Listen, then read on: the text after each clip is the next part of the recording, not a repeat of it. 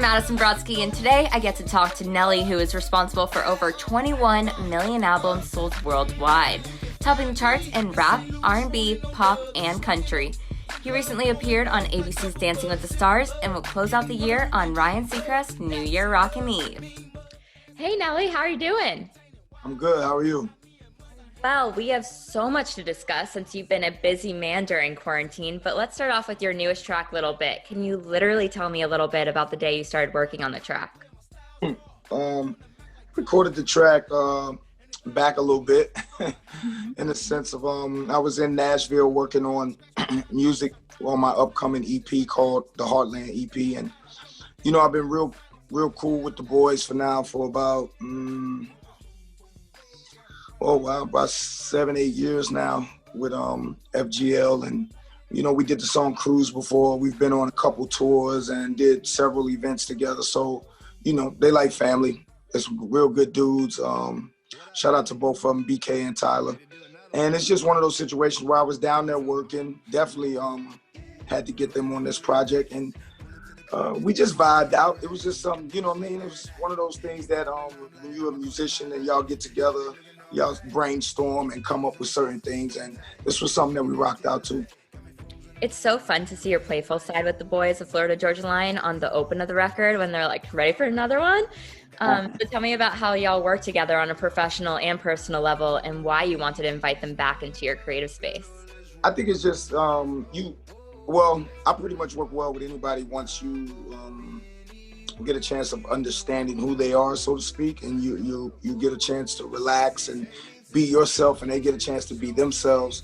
Because a lot of times, you know, if you go in to work with some people, sometimes you may not know how they work or what they like or what they don't like. So you get a chance to, you don't get a chance to really, I would say, build that chemistry.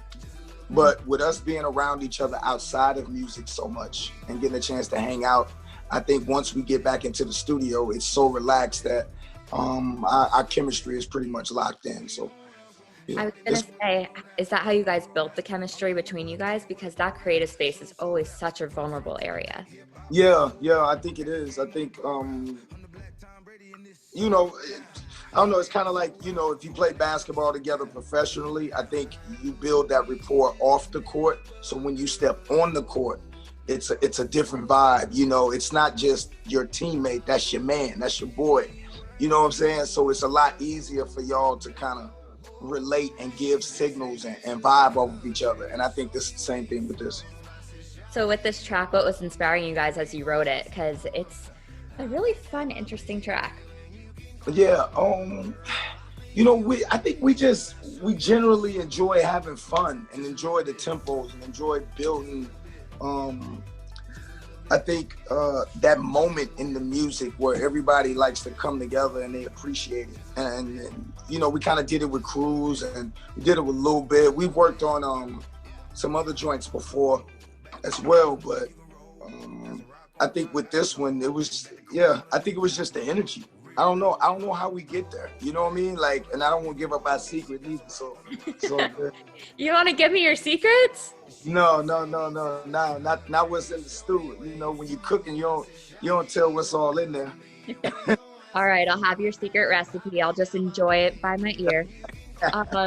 Well, Florida Georgia Line is most definitely not your first rodeo collaborating with country artists. So I'm curious what your thoughts are on country music kind of getting shut out of this year's major Grammy Award nominations. You know, the Grammys is tough, man. I would probably tell country music. Now you see how hip hop feels a little bit. You know, it's one of those situations. I don't know. I mean, you have a art form. Country music probably is one of the last art forms of music out of the 4 or 5 main basic food groups that have yet to just truly be consumed all the way by what happens when commercialism enters your realm of creativity and it takes over. Country music is one of those art forms that I relate to R&B so well, because it's the stories, it's the passion, and that's why you oftentimes see a lot of the writers that write country. They also wrote a lot of R&B, such as Lionel Richie's and things like that. And if you really get a grasp for what goes into music and goes into songs, you can tell those same stories you tell in R&B right through country music. The instruments and the music may be a little different, but the passion and the feeling is the same. So I don't know what's wrong with the Grammys, man. They didn't bump their head or whatever, but it's a lot of people not happy with a lot of things that the Grammys are doing, have been doing in those situations. And I think as long as they're willing to have an open mind and rebuild and build back up, I mean, they got a lot of repairing to do with a lot of people. So I don't know, that's tough. You cutting out one of the major groups in music, man, and one of my favorites as well. Is that like an opportunity that you saw way back in the day where country music is one of those core food groups and there's an opportunity to blend what you do with them? Well, I didn't see that as an opportunity. I saw that as a gift that my fans allowed me to do. You know, I love being musically free, and I say that because I'm one of the few artists, one of the rare artists that have actually topped charts on different formats as far as R&B, hip hop, top 40, rhythmic, country, you know, that have actually had songs that were number one in those genres of music. And even not with the same song. I'm talking with different songs that specifically made it to those genres. And that's a hard thing to do. So I'm truly blessed from that standpoint that country music and their fans allowed Nelly to be in that world. I don't take that for granted at all. So I wouldn't say it's an opportunity, but I say that I'm thankful that they have allowed me to be able to tap into that and express myself and sort of be accepted, but it's understandable. Well, we totally accept you. I love whenever you're featured on a country track. You've also had quite the year this year, from Dancing with the Stars to a few TV show and award show performances. How does it feel to have such a successful year and not allow this pandemic to hold you back? Well, you know what? I think the only reason Nelly was able to be on Dancing with the Stars is because of the pandemic. There's no doubt about that. That's probably the main reason Nelly was on Dancing with the Stars, because he caught pandemic fever being inside and needed to do something. I mean, outside of Dancing with the Stars being a great show, obviously, you know, but I think it was one of those situations where my big mouth got me in trouble, running around talking about how great Scorpios are and what we can do, and we're not afraid of anything and we do everything the best. And this came up and I was like, I mean, I could do that. That's, you know, and it's like, making top three is pretty much the best, right? Well, yeah. I mean, you know what I'm saying? Like, yo, and here the opportunity presented itself, and it's like, so what you gonna do now, big mouth? It's just like, okay, I'm gonna go for it. And you know, I want to thank Dancing with the Stars for having me, man. It's a great show. The people there are awesome.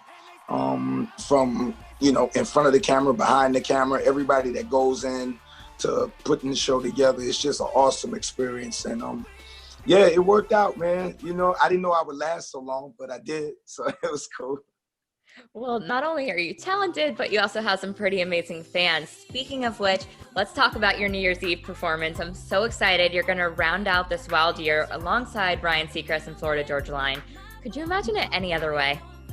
Nah, you know, that's another great thing about being able to, you know, last for 20 years. And shout out to my man, Ryan. You know, it's been 20 years and he's been here for almost all of them. So not to age him or anything. Yeah, I wasn't trying to date my cat, you know what I'm saying? Are you going to be pulling out any of those Dancing with the Stars moves on the stage? Nah. Not with Nelly's up there like that. You know, so many people start shouting that out and start, you know, asking me that question. But, you know, I don't know if those moves are probably tucked away and back in the Dancing with the Stars vault. But, you know, one might pop up every now and again. We'll see. You'll bring them up when they're important too. How do you plan on officially kicking 2020 to the curb and welcoming in 2021 with open arms? I think just probably just trying to be around people that you know, you want to inspire and bring in the new year with family, friends, and I think everybody's just gonna be so happy to get 2020 behind them. They're not gonna, you know what to do. I don't think there's anybody that's gonna dig 2020 up, pretty much. So it's one for the books. Definitely one history books. Yep.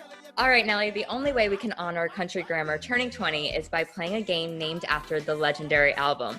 So I'm going to give you some country slang, and you're going to have to get creative and use it in a sentence, but have like so much fun with this one. I'm going down, down, baby. No street in a Range Rover. Ready to let it go. All right, ready? Yeah. All right. I hope so. Well, let's see how good you are. Ready? Corn-fed. Corn-fed. Man, shouty kind of corn-fed. It's just... All right, I'll take that one. Fidna. Finna. I'm finna make a run right around the corner. I'll be right back. That was good. Hankrin. Hankering? Oh man, I got a hankering for an orange soda. You know, You're doing great. Darn tootin'.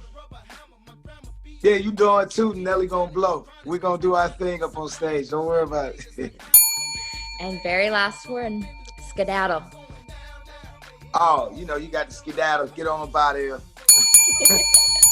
Well, we got a skedaddle out of 2020, but I first want to say, Nelly, thank you so much for being my very last interview of 2020. I appreciate you, your time, and your music, so thank you, and goodbye 2020, am I right? Yeah, goodbye. Skedaddle 2020. Skedaddle. All right. Goodbye, Nelly. Thank you so much. Thank you so much. Bye.